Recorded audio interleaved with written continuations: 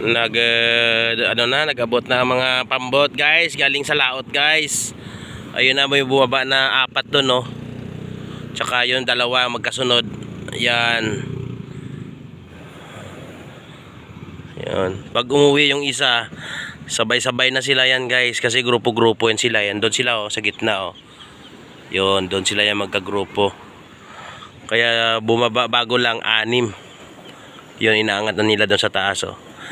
Dito sa probinsya guys, simple lang buhay dito. Pag masipag ka, mayroon ka talagang makakain dito. Totoo yung sinasabi nila, hindi yung haka-haka lang. Halimbawa niyan, no, katulad niyan, pag bumaba yung isang pambot, di ba maraming tao tumutulong. Yan. Binibigyan niyan sila guys, tag 2 piraso o malalaki. Pag maliit naman yung isda, eh marami-rami din.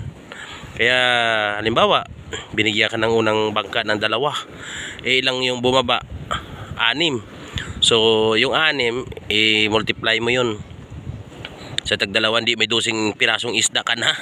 O isipin mo yan guys, kung malalaki pa yun, o di hindi lang almusal, tanghalian hanggang hapunan may ulam ka na. O wala kang kapital. Yun, ganyan dito sa probinsya guys. Yan. Yan, oh. Yan, oh. Yun ang ano nila doon. Yun na naman, oh. May kasunod na naman, oh. Yun ang isa. Ayan. Oh. Ganyan ang yan dito guys sa amin. Nagtutulungan yan. Nagtutulungan sila.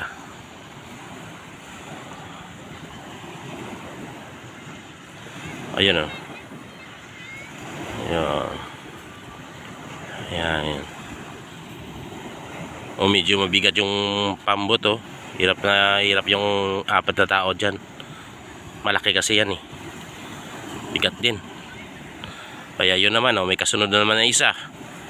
Yun, ganyan lang. Ganyan lang buhay dito. Simple-simple lang guys. Ayun. Pero ang kawawa dito sa bandang huli, kasi yung programa ng government na parang ano yata to, nationwide yata to, eh.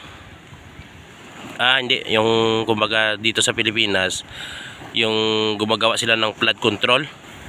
Yun, yung flood control. Yung katulad yun sa taas, oh. Maraming naka-standby na mga tao dyan, no. Yan, standby sila dyan. Yun ang kadugtong ng flood control. Hindi pa yan dito naabot, oh. Hindi pa yan dito. Tsaka yung jackstone na yan, yung bato na yung jackstone, yan pa yan yung mga sanhi na magpapahirap sa bandang huli sa mga mangingisda, kasi wala nang daungan yung mga pambot nila guys, kasi sarado na yan dito. Sa 2027 wala na ito daw, eh. Kaya yung mga mangingisda, sabi nila, magpalit na lang sila ng ano, ng hanap buhay. Magano na lang sila, magpa-farmers na lang sila. Magpa-farmers na lang. Kasi nga, saan mo pa ilagay yung bangka mo dito?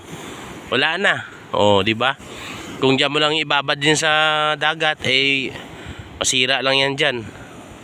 Oh, eh kung sa ilog mo naman lagay, eh kung magtagbaragyo, madala ng alon. Yun. Ganda dito guys ng panahon, no? Kita nyo? Yun. Yung apo namin, no, ayaw magpapigil, oh. Kanina pa yan, mamaya. Diretso sa higaan na yan mamaya. Ayun guys, oh, tuloy-tuloy pa rin yung ano nila, oh. Yun, yung hatakan ng pambot, oh. Ayan. Minsan marami ang kuha nila guys.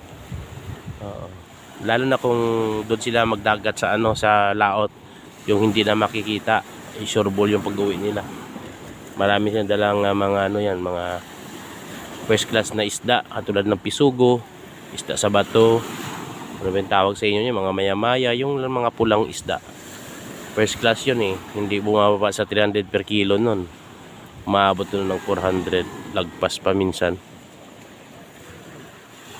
So dito na lang guys, no, yung video natin ngayon. So inabangan ko pa yung 3 dun sa laot, oh. Hindi pa bumaba. So bye bye muna guys. Thanks for watching. Follow for more. Yan. Ganda ng lugar namin, no? May bundok, may patag. may coastal area at saka may dagat. So, ganyan lang ang buhay namin dito sa Iloilo. So, bye-bye. Thanks very much, guys. Bye-bye.